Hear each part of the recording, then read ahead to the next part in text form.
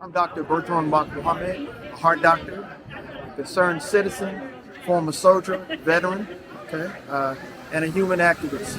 I'm here to try to make an imprint, try to stop genocide, stop the ethnic genocide, stop transcultural, trans-ethnic genocide, and come to sensible aspects of resolution.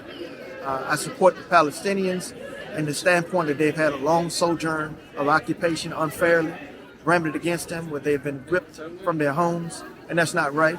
Whichever side of religion or faith or politics that you're on, some things are just plain not right. In this instant time, we've been brought together forcibly due to the actions of a terrorist group, Gaza, which I do not support, but I do support the people and the innocent and trying to come to resolution. Unfortunately, it seems like violence and aspects are the only way for people to come together and think and to actually come together and speak with each other. But we should have times where we have softer times where we come together and deal with resolution issues, conflict resolution. Well, I've been in Gulf War, so I've been in that region. And by virtue of the fact of what it has to do with us, ask our former international diplomat and president of South Africa, Nelson Mandela. The Honorable Nelson Mandela stated that an unfree Palestine is an unfree South Africa. And the Palestinians stood along Nelson Mandela and the whole anti-apartheid.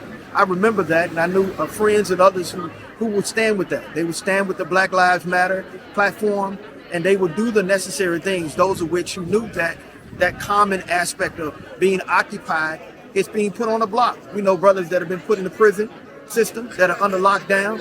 We know particular ghettos and other areas that have been disenfranchised. And so the standpoint is that when you are locked out of your home, that is a personal situation.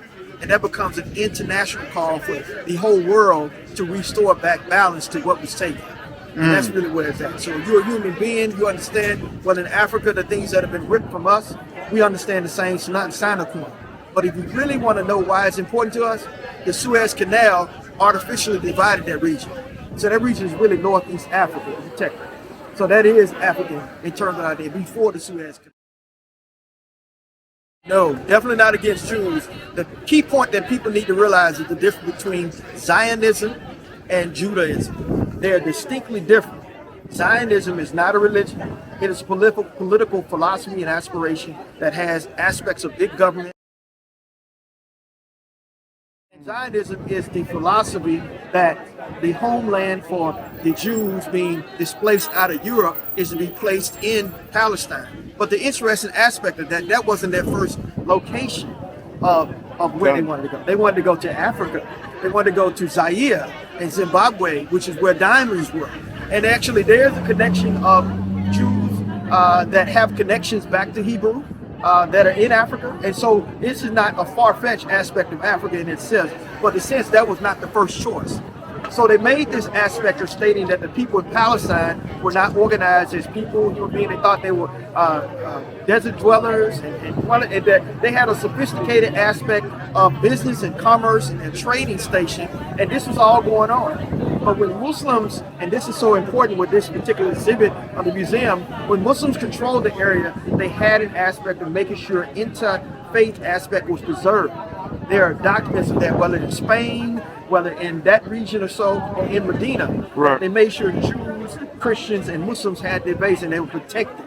In this day and age, they have taken rights away, and by virtue of that, it has caused this dissension and animosity. When you cage someone up for 50 plus years in a bottled up area, and you have controlled every aspect from their food to their water, to their education, what comes in, the medical aspect, and then children grow up in this, you have created seeds of hatred in those individuals, and that cycle must stop. Same thing in Black America. When you see somebody getting a victim of violence in the gang banging, you're gonna go back and gang bang on them. And the fact of reality, it has to stop. And we should know it better than any people about how to stop it and why it's important. The soldiers in Israel, the IDF, were rebelling against the government. Some of them were. And this particular powder keg, almost kind of like planned by design, not by accident, occurred because they were fighting against the unconstitutional aspect of giving more powers to the Prime Minister, Netanyahu.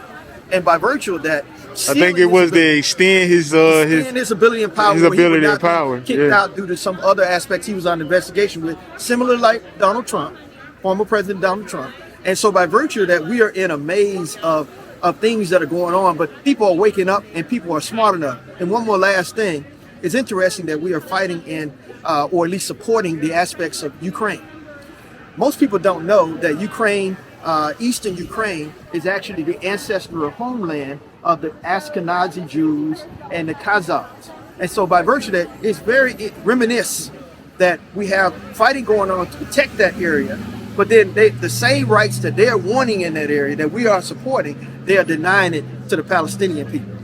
And that's a digression of that. So we have to be strong as Americans. I am a former veteran of this particular country, and by virtue of that, my voice, if it's put out to light, then no one has a voice on the standpoint. I'm a physician, putting everything online. I take care of the sick, no matter whether they're black, white, poor, etc., Jew or not Jew, or Muslim or non-Muslim. The fact is that every life is to be valued. So I'm whole life, from the cradle to the grave.